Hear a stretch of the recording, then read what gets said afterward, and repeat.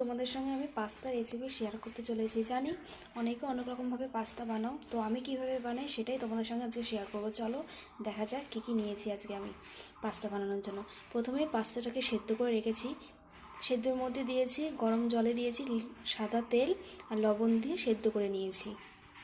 আর এখানে নিয়েছি আলু লম্বা লম্বা করে কুচি করে রেখেছি, টমেটো কুচি, পেঁয়াজ কুচি, কাঁচা লঙ্কা কুচি, আদা কুচি, রসুন কুচি, দুটো ডিম নিয়েছি। তোমাদের যেমন ভালো লাগে তোমরা সেইভাবেই ডিম নিও।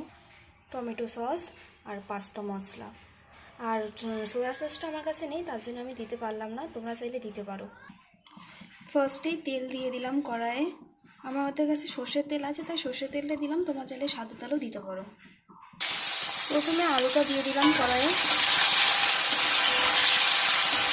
আলুটা হালকা ভাজা হতে থাক। এরপরে দিয়ে দেবো রসুন কুচি, এরপরে দিয়ে দেবো আদা কুচি, এরপরে দিয়ে দেবো কাঁচা লঙ্কা কুচি। তোমরা চাইলে একটু হলুদও অ্যাড করতে পারো, আবার নাও করতে পারো, আমি সামান্য একটু দেবো কালার আসার জন্য। এরপরে দিয়ে দেবো পেঁয়াজ কুচি। পেঁয়াজটাকে দিয়ে ভালো করে নাড়িয়ে ভাজতে হবে। এরপরে দিয়ে দেবো টমেটো কুচি।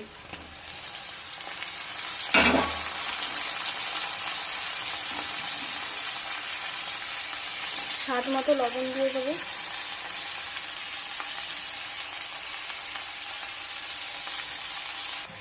আমার সব কিছু ভালো করে ভাজা হয়ে গিয়েছে। এরপরে আমি দিয়ে দেবো ডিম, এর মধ্যেই ডিমটা ফাটিয়ে দিয়ে দেবো। ডিমটা দিয়ে দিয়েছি। এরপরে সামান্য একটু লবণ ছিটিয়ে দেবো, দিয়ে এটাকে ভালো করে ভাজবো।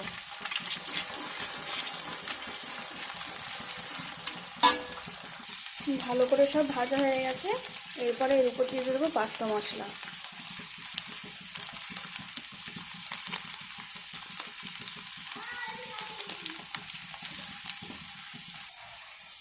এরপরে দিয়ে দেবো টমেটো সস।